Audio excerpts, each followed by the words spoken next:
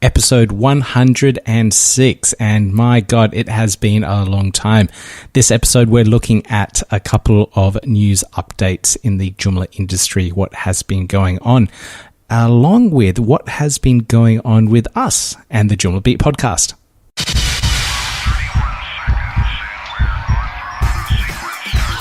Latest Joomla news, design tips, marketing ideas, and interviews with experts in the industry.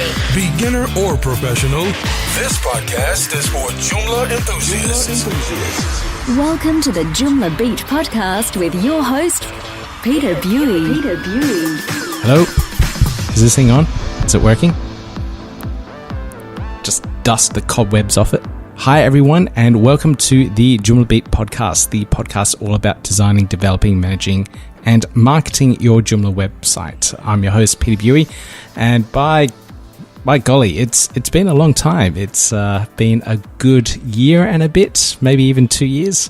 Kind of lost track since we've released a proper podcast episode ever since we started traveling around Asia and doing all sorts of crazy things, but a little bit more about that later on in the podcast. First off, let's get into some news for you guys. Beat. Joomla Beat. Right, so fresh from the news feeds on my Twitter stream and all sorts of different sources, the Joomla CMS has won another CMS Critic award. You can see all the news and hype about this at cmscritic.com/awards. It's now the third year in a row since the community has the Joomla community has won this award, so it's 3 years in counting. It is a community-based voting system, so the votes come from the actual members that participate in the poll, etc. So it's real big credit to the Joomla community itself for jumping in there and supporting the voting and promoting it and getting it out there. So hats off to the Joomla community and definitely for winning it 3 years in a row. In other news, Joomla 3.8 has been released. Now, to be honest, I haven't been in the Joomla community for quite a long time, so I think in regards to talking about Joomla updates, I probably haven't spoken about a Joomla update since maybe Joomla 3.5. So there's been a lot happening in the Joomla space, and a lot of updates have come along from bug fixes to new features and all sorts of things. But in Joomla 3.8, we actually see a new routing system. Finally, I remember donating to the campaign to try and get this routing system up and running. I swear it was over 3 or 4 years ago now to get this thing changed. But the new routing system is finally in Joomla 3.8 with a little bit of backwards compatibility, so you're not breaking your extensions or sites when enabling this new routing system. What it does is essentially removes the number that appears within the URL of the web page that you may be looking at. It's been a pain for a lot of people in the past, especially when you're going to multiple different pages and multiple levels deep. So you have a category with an ID in it and a page with an ID in it. It makes the URLs just that little bit longer, and now they're just simplified keywords within the URL. So that's a big improvement in terms of SEO for Joomla, and I'd like to see what type of effects that has actually had on a lot of people's Joomla websites. If you've noticed that it's improved, or that change is a big benefit for any of your Joomla websites, please leave a comment in the show notes and let us all know how the new routing system has affected your website. A couple of other changes and updates within 3.8 is the, forwards compatibility, if that's the right word, for Joomla 4. So there's a couple of changes that are coming up in Joomla 4, and some of the code has already been implemented in Joomla 3.8 so that developers can start, forward or future-proofing their components so that they're all ready for these future changes. I don't know when Joomla 4 is coming out. If someone can leave me a note or tweet at me to let me know the exact date, that'd be fantastic. I'll put that in the show notes for everyone as well. A new sample data has been implemented and multilingual support in Joomla 3.8 as well, along with something that seems pretty interesting, which I haven't looked or dug into deeply yet. And this is the new encryption that has come out with PHP 7.2. And it's called a sodium library. Totally unsure about what this is, but it sounds like it will give developers a lot more options in regards to encrypting data on their Joomla websites as well. So this is a good improvement in terms of security, and I hope a lot more developers start taking up this new library because it gives a lot more options in regards to security. So that's all pretty exciting news. Now, last but not least, just around the corner from releasing this podcast episode, on the 17th and 19th of November, the Joomla World Conference is coming up in Rome. I can't even remember where the last year ones was in 2016. Nope, completely escapes my mind. The last one that I went to was in Bangalore in 2015, and that was quite an experience. I absolutely loved that Joomla World Conference, and it was a lot of fun. Oh, that's right, Vancouver. That was 2016. Yeah, I heard a lot of good news about that one too. But this one here coming up in Rome, this is pretty exciting. Now, that makes two big Joomla conferences that has happened in Europe. So early in the year was Jan Beyond, that has always been in Europe, but the Joomla World Conference has now moved across the globe a little bit more and is now in Europe as well, which is pretty exciting. And I think this is the first time Italy has ever had such a large Joomla conference. Now, like I said, it's on the 17th to the 19th of November. There's a warm-up party the night before on the 16th as well. So it's a nice 3-day event, if you include that pre-drinks party, filled with so many sessions, just as many of the Joomla World Conference previous conferences have been. Now, I just want to point out a couple of highlights, and I would love to actually talk to someone that is going or has been in the future to give us some highlights in regards to the conference, what they found really interesting, because I won't be going to this one, but I would love to actually hear from people and their feedback in regards to what the conference was like. So a couple of really interesting ones here. Now, this one is by Benjamin Trenkel. Hopefully I'm saying his name right. He's talking about plugin template and Bootstrap 4 overrides the full experience. So it seems like, yes, he is. He's doing a workshop around making Joomla work with Bootstrap 4. Now, I find that very interesting because we've always had to use different frameworks to make Joomla work with Bootstrap 3, for example. And because of that, there's a lot of bloat, there's a lot of extra stuff that we need to maintain. Now, if this presentation workshop that Benjamin is doing can do away with a lot of that extra bloat and allow front-end developers to use Bootstrap 4 or even another front-end framework, that'd be really, really interesting to see. And I would love to actually see the video or notes or anything from this, or actually get Benjamin on the podcast itself to talk about it so we can actually find out a little bit more. Another session here is by Sarah Watts, former president. Was it president? I'm so out of the loop. I'm so rusty with this. Former president of OSM, and she is talking about boosting your Joomla business. Now, I know there's been a lot of talk over the years in regards to Joomla's going down. Joomla's not as popular as it used to be, and I have to admit it wasn't as popular or as big as it was in 2008. But, you know, if you're gearing your business right, you could still do very well in the current market. And Sarah will be talking about different insights and different ways of nurturing, growing your business within the Joomla space in 2017. The next presentation that I would love to see and learn more about is building mobile applications with Joomla as the backend.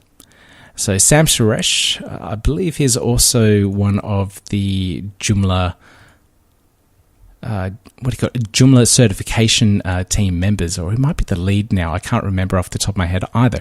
But he's talking about using the Ionic framework to build a mobile hybrid application, but then using Joomla as the backend as well. I've always wanted to do that, but have never managed to get around to using Joomla as the backend, which would be very, very useful. I know the dev team that at PB Web Dev, we use other frameworks such as Laravel or WordPress to power our mobile apps, mainly because they just find it really easy to do so and know how. But if Joomla can do it as well, if we're running a Joomla website and we can actually get that data from Joomla and power a mobile app as well, that'd be fantastic. It means that the editors and publishers only need to update information in one spot, the Joomla website, and will update the site and the mobile app at the same time. That'd be really cool to learn more about. And if, like I said, if anyone's going, I would love to hear more about this presentation too. Michael Babker is still powering on, and he'll be talking about Joomla Forward. So that looks like improving the developer experience in Joomla 4 and making it backwards compatible with Joomla 3. Now, back in the past, backwards compatibility was something that I think was a big downfall within the community, and I think I'd be safe to say that we lost a lot of developers and site builders because of that lack of backwards compatibility, and that's where WordPress really won out in regards to supporting its community developers and being backwards compatible. It's also its Achilles heel. It's still supporting websites that run on PHP 5.2. My God, but this presentation looks quite interesting, so that anyone that's in the Joomla space can make sure that their web extensions, websites, whatever, run from Joomla 3.8 to Joomla 4 and vice versa quite easily. So that looks pretty good, pretty interesting.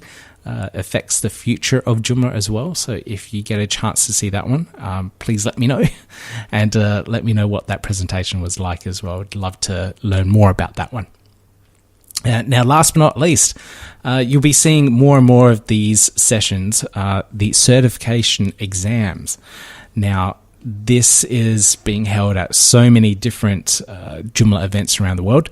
Last year at the Joomla World Conference in Sydney, we had a certification exam as well, and we have 4 new certified users, I should say, in Australia, which is fantastic. So it's slowly growing, and I know that a lot of the user groups are now helping different and new users prepare for their certification exams.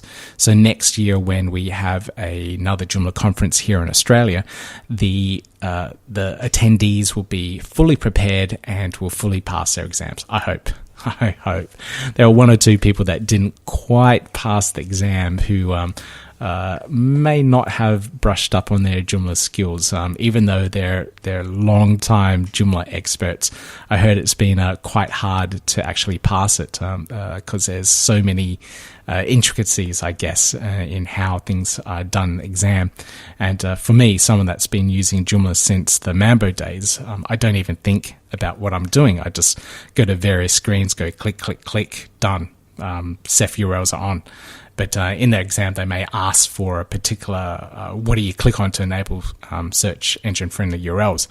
I wouldn't have a clue. I can't remember what the buttons are. I don't even know what the text is. So being able to answer that type of question, I probably wouldn't be able to do myself, even though I do it every day in my working life. So preparing for the certification exam is quite important, and it's good to see more of these certification exams happening around the world. So it's a really cool thing to happen, and it gives businesses that are hiring Joomla experts a level playing field, I guess, if that's the right word, or an idea of the certification level of all these users, to make sure that, yes, they're part of the community, yes, they know how to do all these things as a standard. So that's a really cool thing, and I would love to see more and more certified users around the world.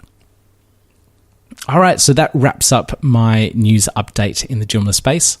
Let's get into some Joomla Beat news. You're listening to the Joomla Beat Podcast. JoomlaBeat.at. All right, so since our last podcast together, let me just check the website here. It's been way too long. Okay, the last official episode, I'd have to say, is episode 104, and that was back in 2015.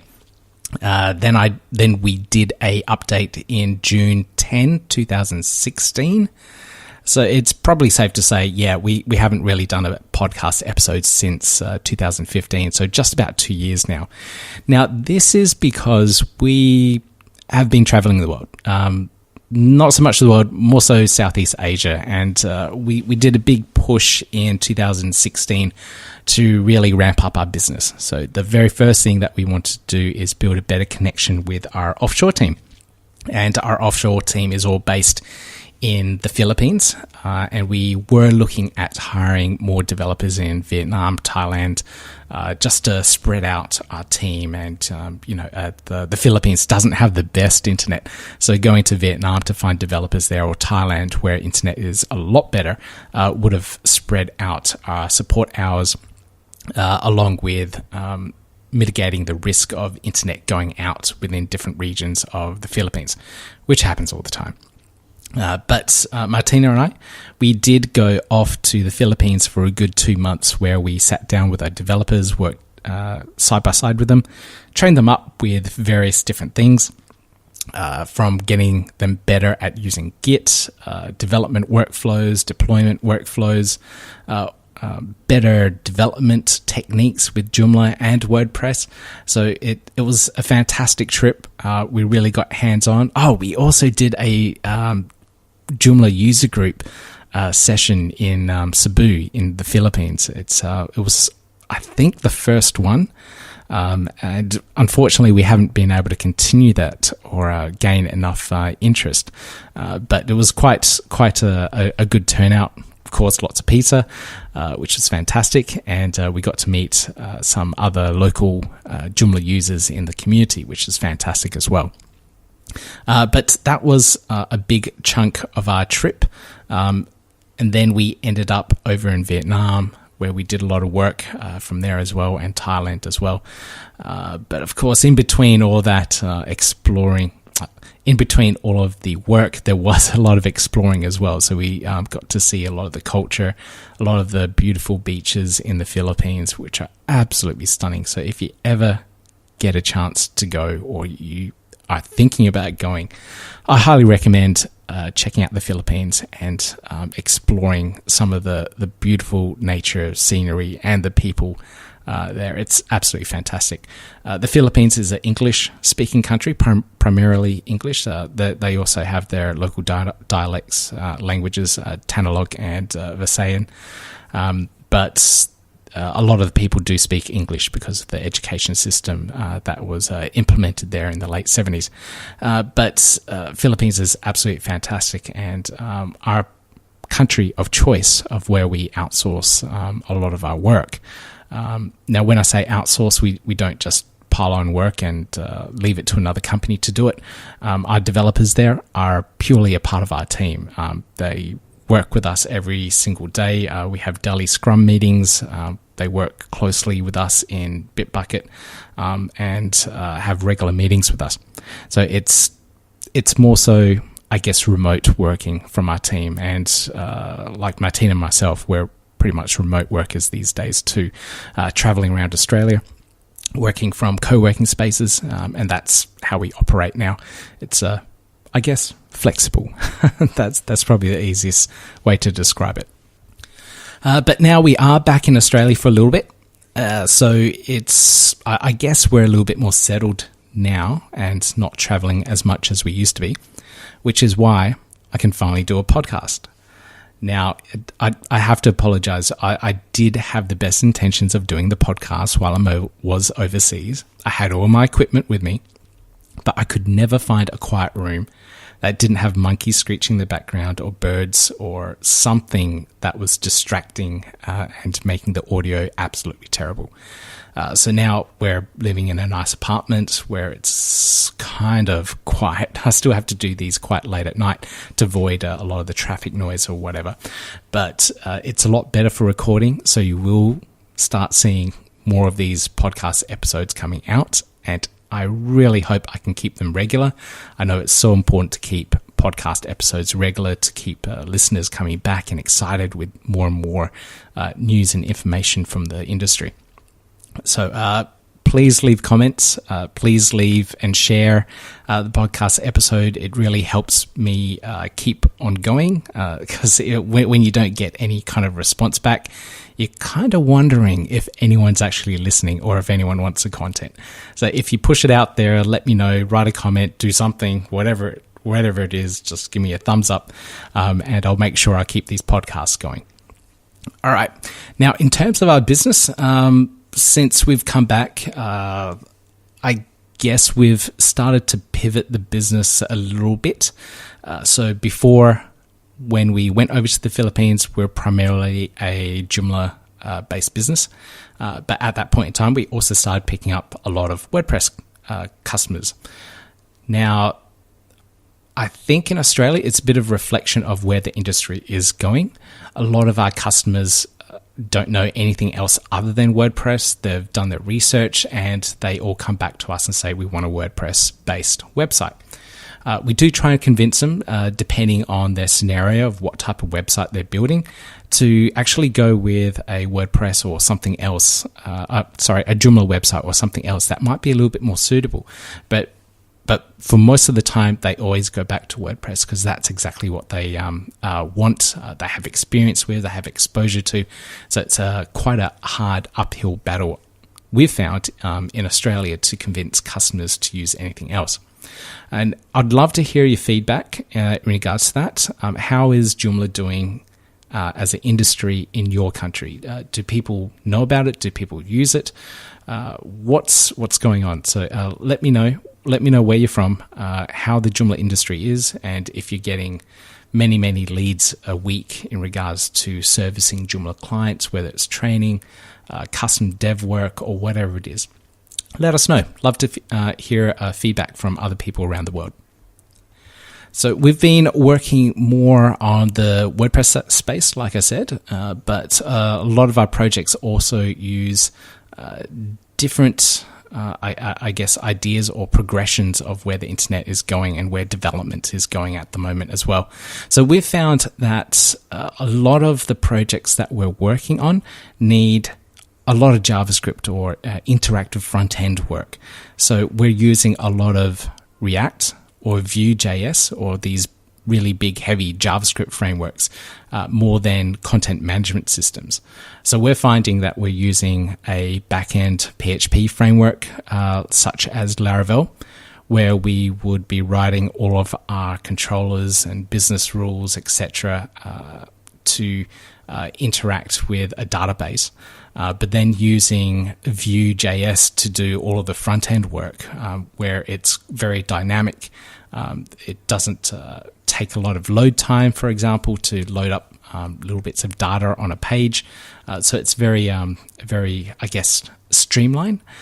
That might be the best word for it. It's very interactive. So, like, for example, when you're on Facebook and you're playing a video or something, or clicking on your notifications, the whole page doesn't reload. Only a part of it loads. So when you click on your notifications, just that little bit of JavaScript loads up so that it will show you your notifications for whatever is coming up at that moment in time. So that's a lot of where the web space is going at the moment. So we're not doing full page refreshes. We're doing tiny little interactions with the web servers to get a little bit of data that the user might need at that point in time. So it's very interesting where the web is going, and it's very different to where a lot of the static CMSs were originally built from back in the early 2000s, like WordPress, Drupal, or Joomla. So that's why we've slightly pivoted in a different way, because our customers and clients are asking for these type of user experiences. And we're also doing a lot of API work, so using RESTful APIs and building a lot of RESTful APIs as well. And we found that WordPress or Joomla doesn't really give us the means to do this, whereas a framework like Laravel has it all built into it because it's a very modern PHP framework that has all this coupled into it. So we can quickly and easily build an API to power a website, external APIs for other users that may want our data, or for mobile apps. So that's the direction that our business is going in general, and a lot of the tools and cool things that we're playing with. Now, in looking at all this for the podcast, I was looking around various extensions or to see if this had been slipped into Joomla without me knowing.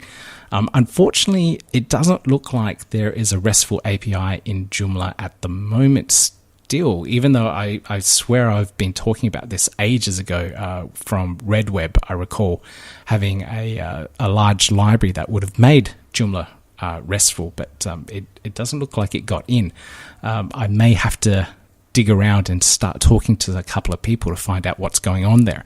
But I did find a couple of extensions, and I would love to talk to these people and find out a little bit more about what's going on in this space. But there is one extension that I found that looks pretty good called JBackend, and that allows you to call data from Joomla in a RESTful way, export and parse that data in a JSON format, and then that way it could be consumed in any other application, whether it's a mobile app or a different website, etc. So if you're collecting a lot of data, or you're wanting to not export, but I guess distribute that data to other people, having an API is a really good way of doing it. And a lot of the big buzzwords in the industry, I guess now, is big data and data mining and AI around that data, and we're looking for solutions that will help us around this. So not just building your basic front-end website as a brochure thing, but we're collecting data from users, we're exporting that, we're doing stuff, we're doing cool things with it, graphing it, visualizing it, mapping it and overlaying it with demographic data from other sources, from mapping data as well. So it's a very interesting internet space these days. I have no idea where it's going, but I'd love to hear some feedback from other people as well. If they're doing any work around anything like this and doing it with Joomla, I'd love to see it being done and some examples as well. So please leave a message. Please let me know. Please reach out to all other people that you may know that are doing stuff like this with Joomla, and let's see what's going on. Now, I do feel quite rusty. It has been quite a long time, essentially 2 years since I've done a proper Joomla Beat podcast. So please, like always, leave a rating, review. You know where to go: iTunes, Spreaker, or on the podcast website, which is now moved over to pbwebdev.com/podcast. And there you can find all the latest episodes, the show notes, and everything else you need to know about the podcast. Slowly migrating away from the Joomla be.at domain. It's still up and running. The links are still all there as well, but we've decided to migrate and move that all into one domain, so I don't need to look after multiple hosting spaces. I don't need to look after all these extra little things. I just have one website where we look after everything. It's so much work, isn't it? Anyway, until next time, everyone, please keep your websites safe and secure. Okay, bye.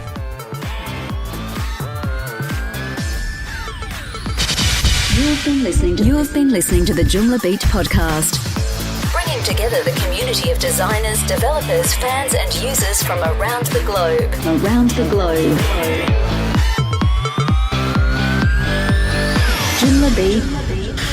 Joomla Beat.at